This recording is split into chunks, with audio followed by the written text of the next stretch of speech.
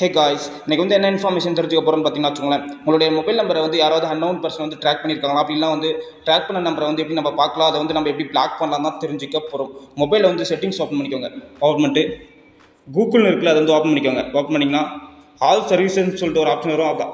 Open பண்ணிட்டு கீழே வந்து ஸ்க்ரோல் பண்ணிட்டே வாங்க.